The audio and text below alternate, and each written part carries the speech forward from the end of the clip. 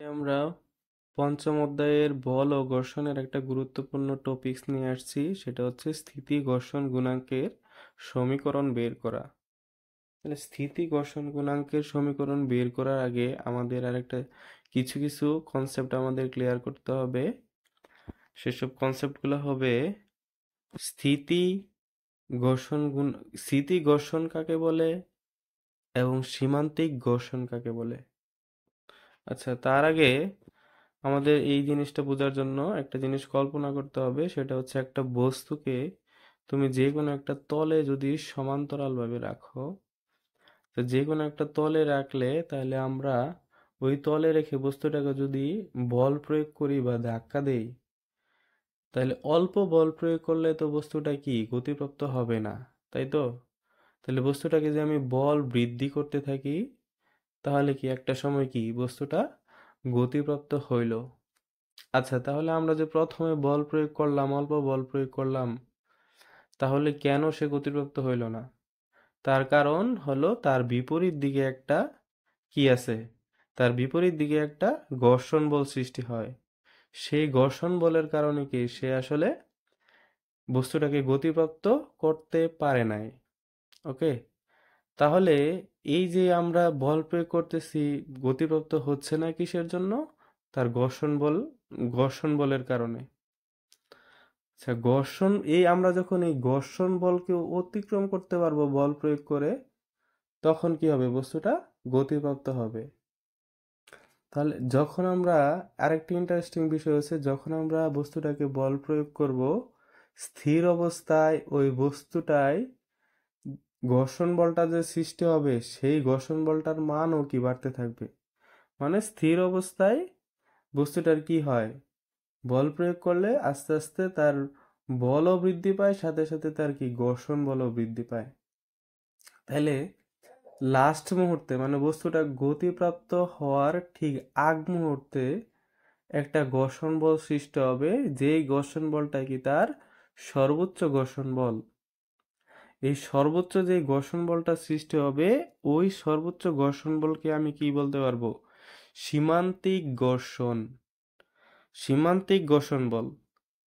তাহলে যখন বস্তুটা এই সীমান্তিক উম, ঘর্ষণ বল অতিক্রম করবে, মানে আমরা যে বলটা প্রয়োগ করছি সেই বলটা যদি সীমান্তিক ঘর্ষণ বলকে অতিক্রম করে, মানে এটার থেকে যদি বেশি হয়, তখনই কি বস্তুটা গতিপ্রাপ্ত হবে। ওকে, তাহলে সীমান্তিক ঘর্ষণ বলটা ঠিক কখন কাজ করবে? সীমান্তিক ঘর্ষণ বলটা ঠিক একবারে সীমানায়, মানে হচ্ছে বস্তুটা গতিপ্রাপ্ত হওয়ার ঠিক আগ মুহূর্তে যে ঘর্ষণ বলটা, সেই ঘর্ষণ বলটাই হবে তার সর্বোচ্চ ঘর্ষণ বল। এবং এই সর্বোচ্চ ঘর্ষণ বলকে আমি কি বলবো? সীমান্তিক ঘর্ষণ বল। আচ্ছা, তাহলে স্থিতি ঘর্ষণ জিনিসটা কি? স্থিতি ঘর্ষণ হইলো এই যে আমরা বল প্রয়োগ করলাম, শুরু থেকে যে বল প্রয়োগ করলাম এবং সীমান্তিক ঘর্ষণ বল পর্যন্ত যে আমরা বল প্রয়োগ করতেই থাকলাম, এর মাঝখানে কি ঘর্ষণ বল কি ছিল না? হ্যাঁ, অবশ্যই ছিল। ওই ঘর্ষণ বলটা কি সীমান্তিক ঘর্ষণ বল থেকে কমও ছিল। মানে জিরো থেকে ঘর্ষণ বলটা শুরু হয়েছে, আস্তে আস্তে কি সীমান্তিক ঘর্ষণ বলে গেছে। তাহলে এর মাঝখানে মানে জিরো থেকে শুরু হইয়া সীমান্তিক ঘর্ষণ বল পর্যন্ত যেই ঘর্ষণ বলটা কাজ করছে, ওই সবটুকুকে আমরা কি বলতে পারবো? স্থিতি ঘর্ষণ বল। মানে সোজা কথা, এই জিরো থেকে ম্যাক্সিমাম মানে কি সীমান্তিক ঘর্ষণ পর্যন্ত যেই ঘর্ষণ বলটা কাজ করে, এই টোটাল ঘর্ষণ বলকে আমি কি বলতে পারবো? স্থিতি ঘর্ষণ বল। আর শেষ মুহূর্তে যে ঘর্ষণ বল সেটাকে বলতে পারবো আমরা সীমান্তিক ঘর্ষণ বল। ওকে,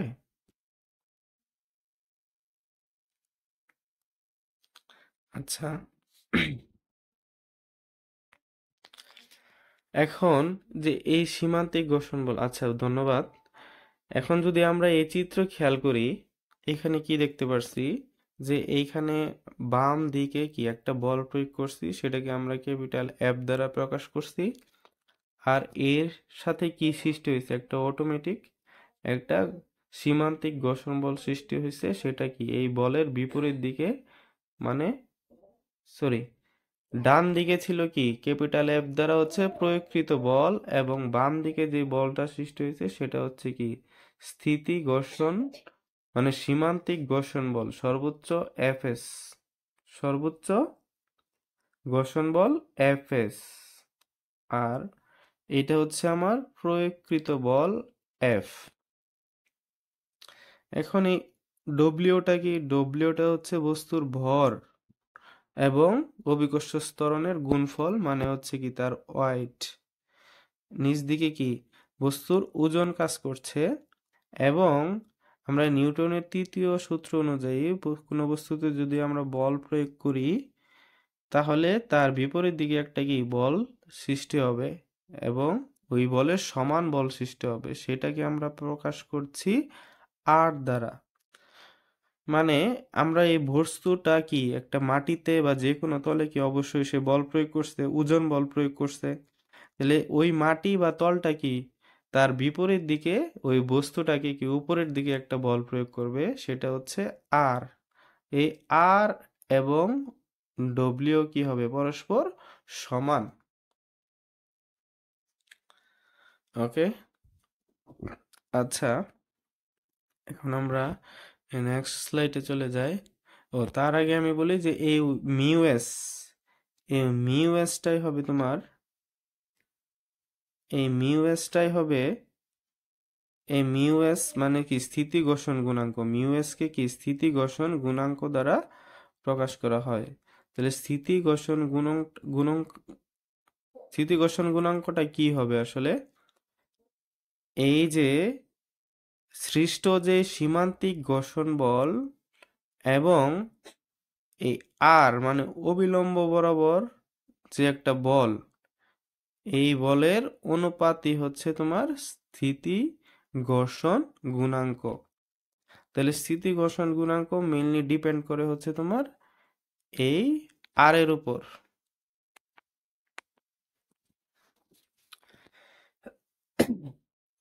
আচ্ছা, এখন নিশ্চল কোণ, নিশ্চল কোণ জিনিসটা কি এটা একটু আমাদের বুঝতে হবে।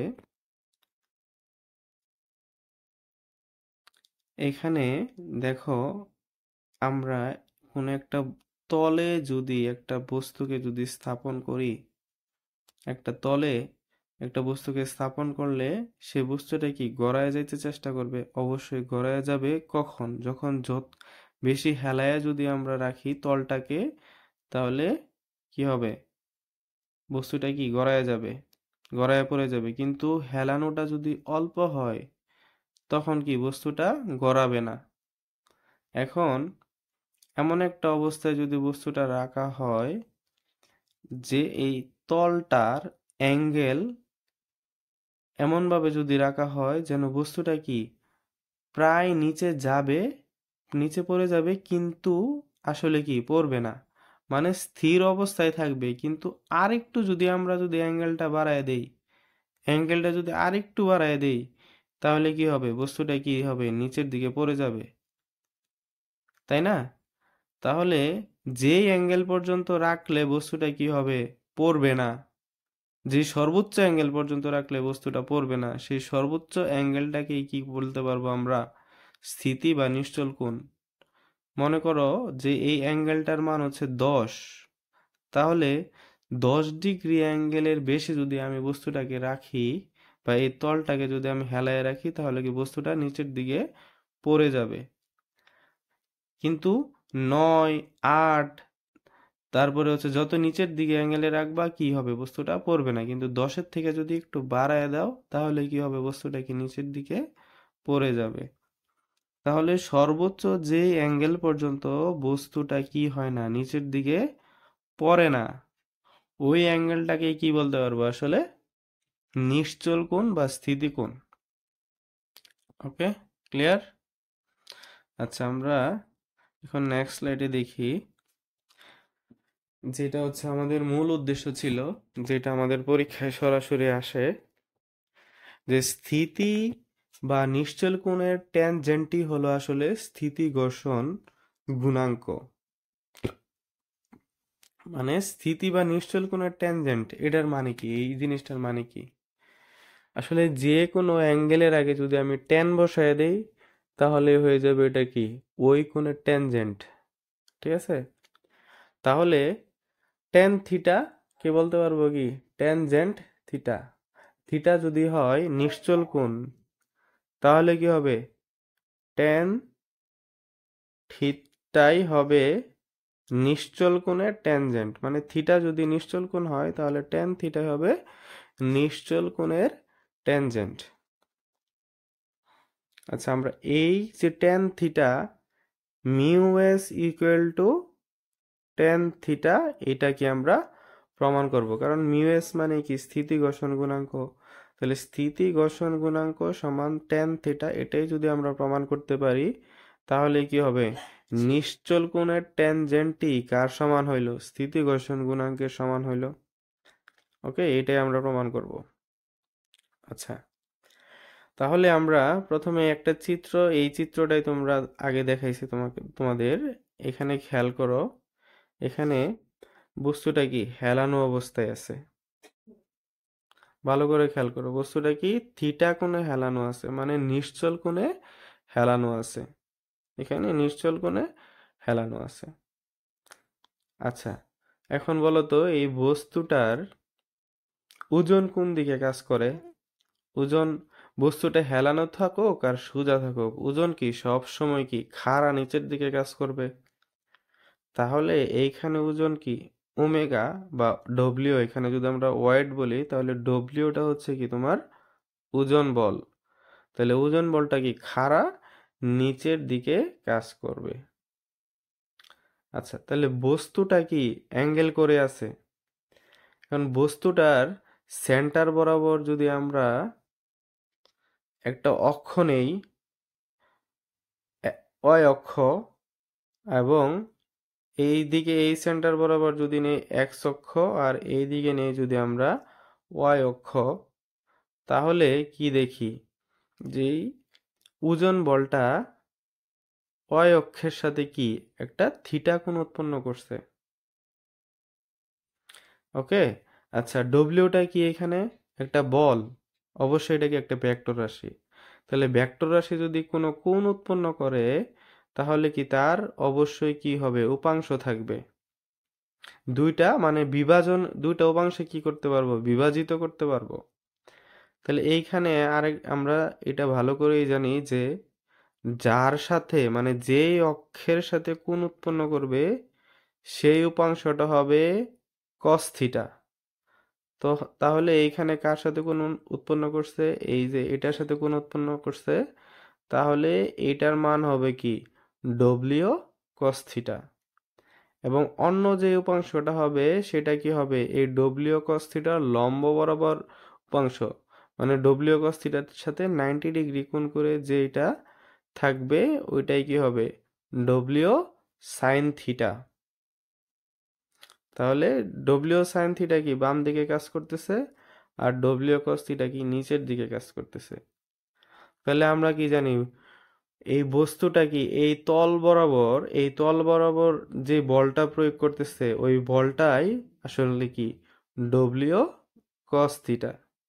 তাহলে আমরা নিউটনের তৃতীয় সূত্র থেকে কি জানি, বস্তুটা তলে যে বল প্রয়োগ করবে এই তলটাও কি সেম উপরের দিকে কি বিপরীত দিকে কি একই মানের বল প্রয়োগ করবে।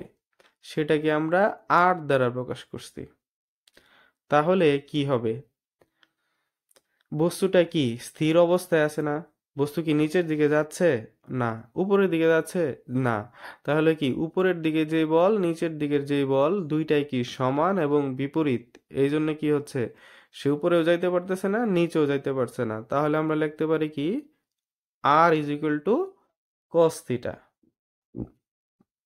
আচ্ছা, আরেকটা জিনিস খেয়াল করো, এক্স অক্ষ বরাবর কি কি বল কাজ করতেছে। একটা হচ্ছে ডান দিকে তার ফ্রিকশন ফোর্স। কেমনে আসলো এই ফ্রিকশন ফোর্সটা, কারণ বস্তুতে যে বলটা সৃষ্টি হইলো এই ওজনের কারণে সেই বলটার ডিরেকশন কি এই নিচের দিকে, মানে বস্তুটা কোন দিকে যাওয়ার চেষ্টা করতেছে আসলে নিচের দিকে। মানে বাম দিকে যাওয়ার চেষ্টা করতেছে, আর বাম দিকে যাওয়ার যে উপাংশটা পাইছি বল, সেটা কি ডব্লিউ সাইন থিটা।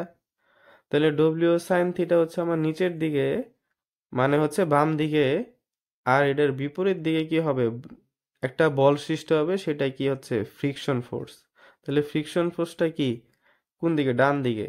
তাহলে বলো তো যে ফ্রিকশন ফোর্স আছে এইদিকে আর ডব্লিউ সাইন থিটা আছে আমাদের বাম দিকে, তাহলে কোন বলটার মান বেশি, ডব্লিউ সাইন থিটার মান বেশি না ফ্রিকশন ফোর্সের মান বেশি? আচ্ছা, বস্তুটা কি আসলে স্থির অবস্থায় আছে, তাহলে সে না বামে যাচ্ছে না ডানে যাচ্ছে, তাহলে অবশ্যই কি ডব্লিউ সাইন থিটা এবং ফ্রিকশন ফোর্স এফ এস কি হবে, উভয়ই কি হবে পরস্পর সমান। তাহলে তাই কি লিখছি, F S is equal two W sine theta. তাহলে আমরা কি জানি, ঘর্ষণাঙ্ক, ঘর্ষণাঙ্ক মানে স্থির ঘর্ষণাঙ্ক সমান জানি কি mu S equal to F S divided by R. তাহলে এখানে মিউ এস মানে কি, mu S is equal to F S R, তাহলে মিউ এস সমান কি লিখতে পারি, এফ এস এর পরিবর্তে ডব্লিউ কস থিটা লিখতে পারি, আর হচ্ছে sorry,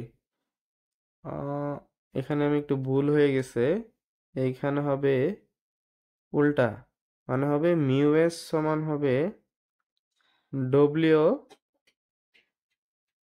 cos theta divided by W sine theta. ঠিক আছে, মানে এখানে তোমার ডব্লিউ সাইন থিটা হবে আগে, আর নিচে হবে কি ডব্লিউ কস থিটা। তোমরা অবশ্যই বুঝতে পারতেছো যে কারণ কি, আর এর মান হচ্ছে W cos theta, cos theta হবে নিচে, আর হচ্ছে এফ এস কি উপরে আছে ডব্লিউ সাইন থিটা। তাহলে আমরা জানি কি sine theta by cos theta is equal to কি টেন থিটা, আর ডব্লিউ ডব্লিউ কাটা, তাহলে কি বেরিলো mu S is equal to tan theta. Okay, আল্লাহ হাফেজ। কোনো কিছু যদি বুঝতে সমস্যা হয় তাহলে কমেন্টে জানিও।